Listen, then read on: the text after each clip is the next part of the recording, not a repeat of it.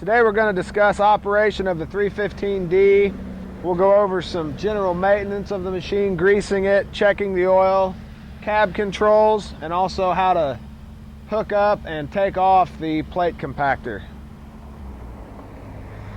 So the first thing you want to do before you start the machine is check the oil. You do that by climbing up on top of the machine and unlatching. There's two latches here. You unlatch those. You can lift the lid up. There's a safety latch right there. Keeps it from coming back down on you. The oil dipstick is right here. Just pull that out. There's a high and a low increment on there, you can see there. Just want to make sure it's in between the high or low. You just want to make sure there's not too much and not too little. So we're good on our oil. Put the dipstick back in. Something else you want to just look for is any oil, coolant, anything that just looks out of place. Looks like we're pretty good. So then you come over here, you push this, push that down, and close the lid.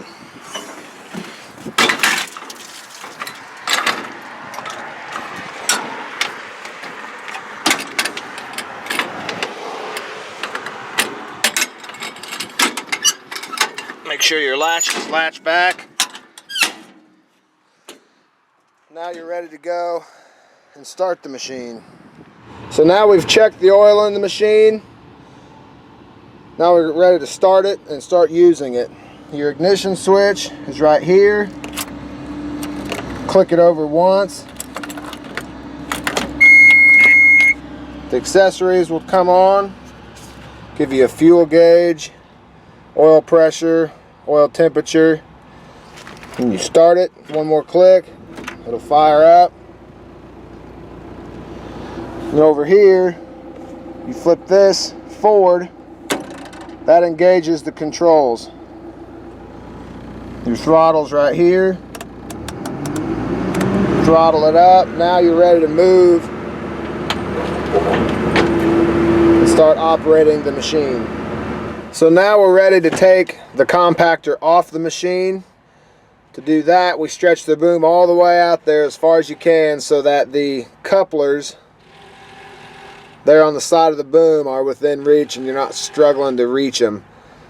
You want those as low as you can. So we've got our boom set out there as far as we can. Now we want to bleed the pressure off the lines.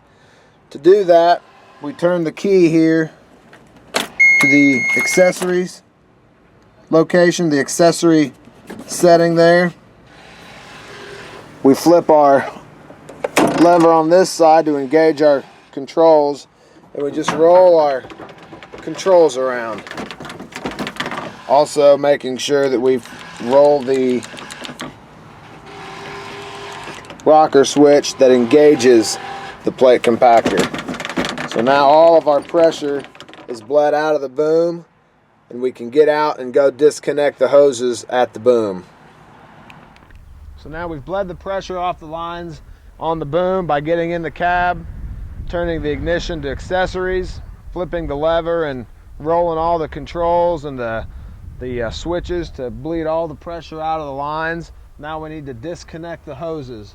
To do that, we need to make sure that this switch here is at 0. That little knob there is at 0 on both sides of the boom. So this one's good, it's ready to go. Pull this up, pop right out. Set it here in the bracket. Make sure that we don't get any dirt, grit, grime, anything on this coupler that could cause us trouble down the road. Same thing on this side. Make sure that we're at 0. This one's good. Pop it off there. And it's important that we hook these hoses back up. That's important for two reasons. It keeps pressure from building in the lines, and it keeps the couplers clean. You can use the bracket here to help connect them, Slide it there. We've got a good connection. The hoses aren't going to get any dirt on them, and they're up out of the mud, and they're not going to build pressure. That's how you disconnect the plate compactor.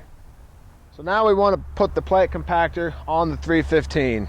If it was taken off correctly, your hoses should be coupled up as they are here in the bracket, ready to go. So you take it apart, you pull the sleeve back, pop right off there. Need your crescent wrench. Come over here to this side, and it doesn't matter which side you do first, whichever one you please. Click it on there. Make sure it's important that when you do this, when you're hooking it up, you move this to 1. If you're taking it off, it needs to be at 0. If you're putting it on, it needs to be back at 1, like that. So that side's hooked up. Now we'll go back to the other side. Same thing. Slide it in there. Pull your sleeve down. Make sure it's in there. And then make sure you flip your valve to 1. Again, if you're putting it on, it needs to be on 1. If you're taking it off, it needs to be on 0. Now we're ready to use the plate compactor. Now we're going to talk about greasing the 315. To do that, you'll need obviously a grease gun, probably a spare tube of grease, and a screwdriver to clean out any mud from around the grease zerks. So we'll start here on the end of the boom. You've got one right in here. Got that one there. And you don't need to get real carried away with 10, 15 pumps. 5 at the most is fine. There's that one. You've got 2 right here.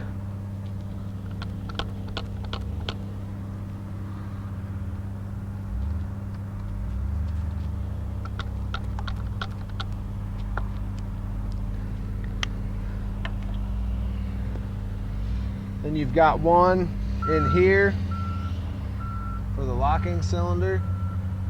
There's another one that's really hard to see.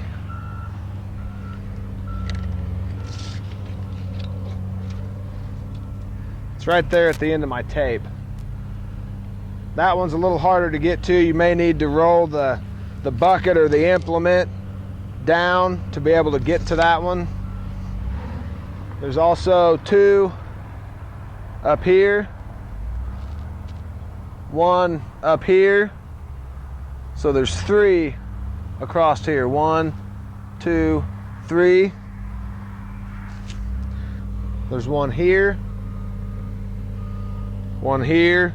There's also one of these on the other side that you would need to get. We'll move down the machine. There's going to be one on the top of this cylinder on that pin there, and also one on this pin here.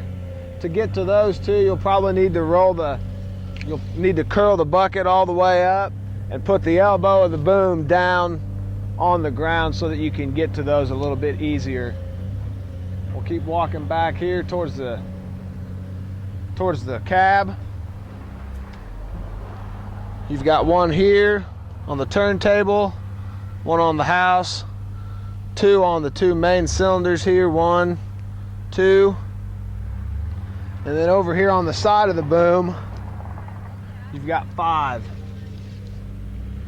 1, 2, 3, 4, 5. Those 5 grease zerks go up here to where you can't get from the ground. So it's that one, the same one on the other side, this one, and then these 2 here on the elbow. That's how you grease the 315.